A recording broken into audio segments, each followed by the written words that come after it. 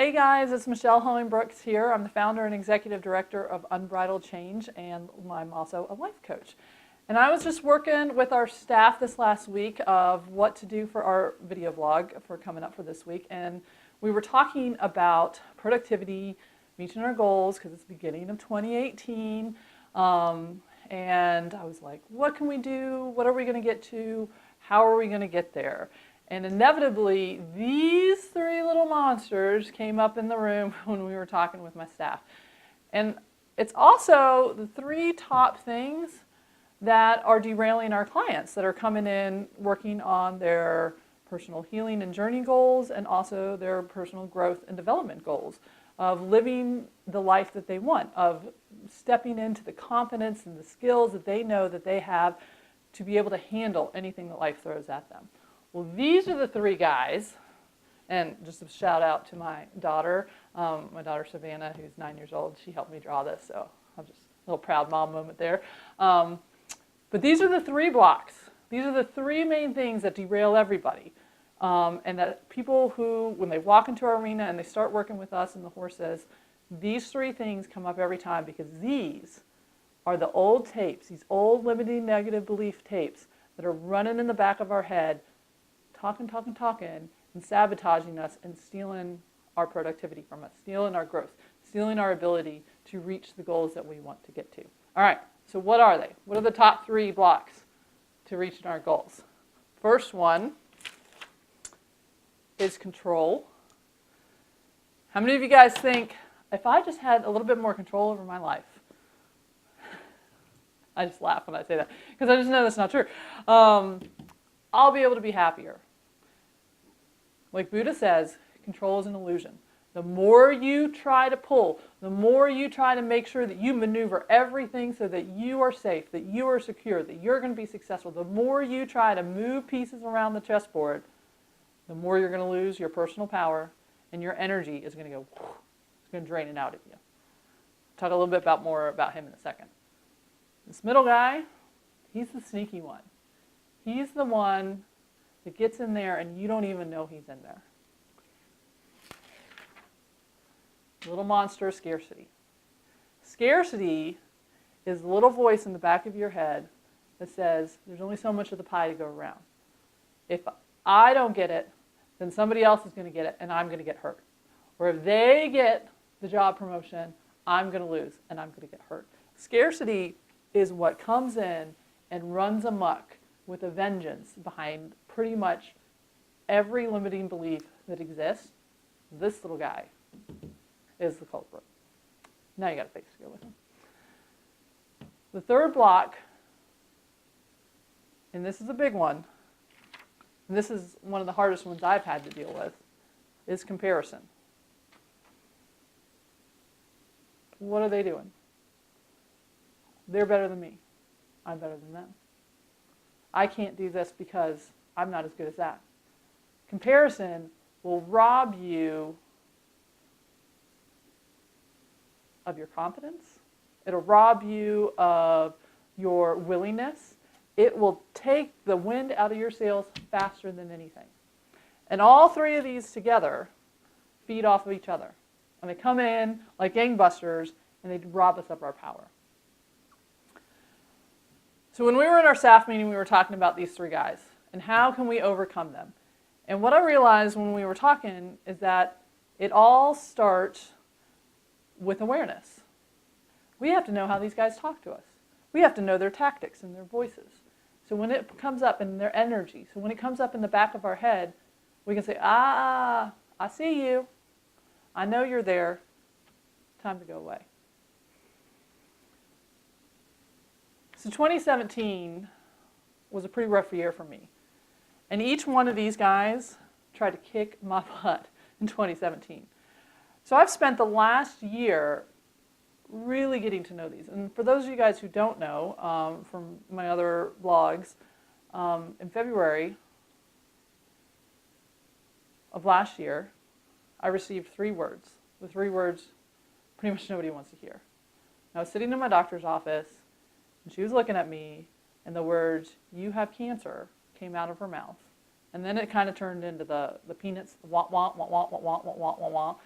And that's pretty much all I heard. And I got sucked into this vortex of scarcity. Oh my gosh, what am I going to do? How much time do I have? What does this look like? How am I going to provide for my family? What am I going to do? How am I going to heal? In control? You got to get a handle on this, Michelle. You make a plan. What's your 20-point plan? What are we going to do? Boom, boom, boom, boom, boom. Tell me what we're doing and let's go do it. Like, let's go do it. Comparison. Well, what have other people done? How have they healed this? Da, da, da, da, da. And the next roadblock I got was, oh, by the way, the type of cancer you have doesn't respond to traditional chemotherapy and radiation well. Neuroendocrine sarcoma of the lungs, they found it in my lungs, but it's not lung cancer. And traditional protocols don't work. So these three guys came crashing down on me, and I had to figure out, what am I going to do? What can I control? If I can't control my body, and there's nothing out there that's a set protocol to help guarantee that I'm going to be able to beat this, what am I going to do? I'm not going to lie. I went to a pretty dark place there for a little bit. Something pulled me out. And what pulled me out is the same thing that will pull everybody out from these things. I haven't really spoke about my cancer in the last year, and I haven't done it because I was figuring these three things out. What I figured out was that having the ability to make the choices of how I was going to show up, of where my power was going to go, of taking back, letting go of external control, because I can't control any of that stuff. Heck, I couldn't even control what was happening in my body. I couldn't shut down that cancer cell. Cancer cell, stop it. I couldn't do that. But what I could do was say, this is the energy I'm going to bring to healing. I'm going to heal every single cell in my body. I'm going to take whatever it is I need to do, whatever we need to research, because I know I can do it because I have enough energy and power. But to do that, I had to become aware of where I lost my power to these three guys. So that's my question to you. That's where silencing these guys starts. That's the first step of 4. But today we're just going over the first step, is awareness. Because I can't change what I don't know.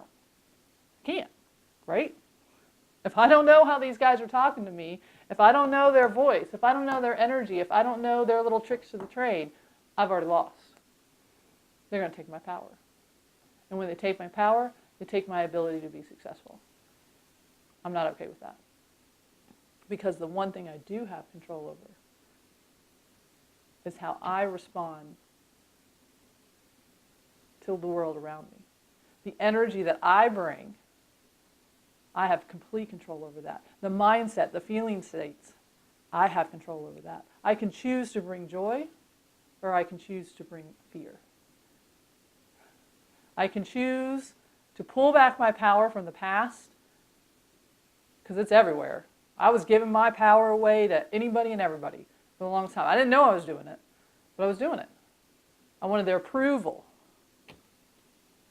I was worried that there weren't enough people to go around that would like me or help me or do anything. So I got nervous and I tried to pull them in. And in doing that, I was bartering my power. Here, you want this piece of me? Here, have this piece, have this piece, have this piece.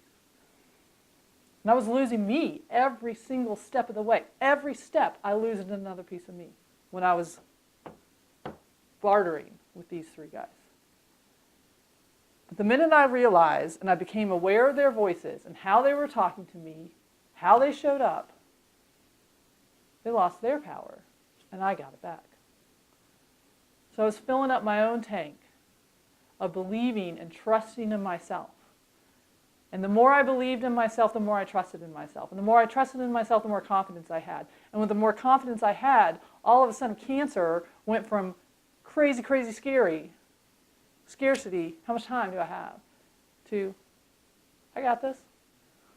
My track record of beating life-threatening illnesses is pretty good. I've been doing it since I was 13. So I can do that. What do I need to do? And if not, if I can't beat this cancer, although it's 2018, so I think I've done pretty good. I got scans next week, so we'll see how it goes. What do I want my life to be like in there? Do I want to be worried about comparing it to what other people are doing in their life and with their family? Or do I want it to be about me? And what do I want to bring to my family?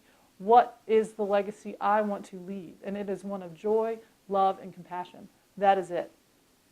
I love my family. I love my job. I love helping you guys reach your goals. I love watching everybody be able to succeed and go to that next level of self. I want people to reach for that goal, grab it, and pull it in there and say, I got this. That I have control over. And that's how you're going to silence these guys. But I had to become crystal clear aware of how they were talking to me. So step one, my challenge to you guys to get rid of these blocks is you got to take these guys out of the shadow and you got to look at them and you got to figure out how are they talking to you? How are they stealing your power?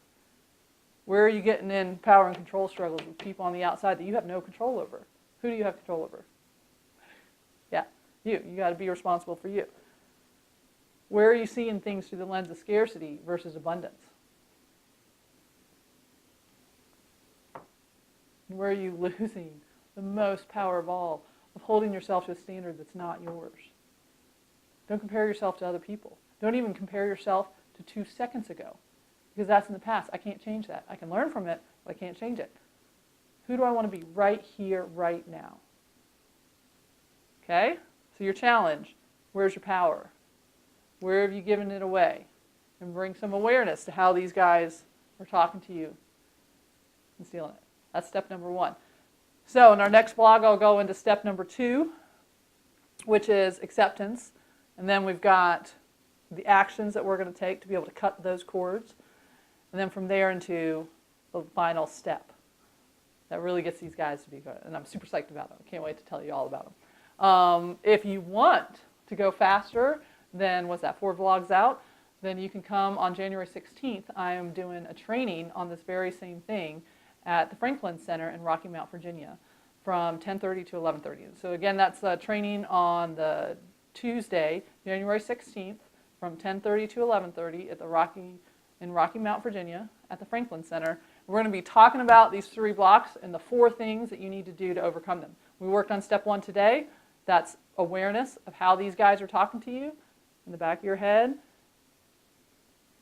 and becoming aware of where you're losing your power so that you can cut those cords and start to move forward. And that's what we're going to talk about next time. Thanks. See you guys later.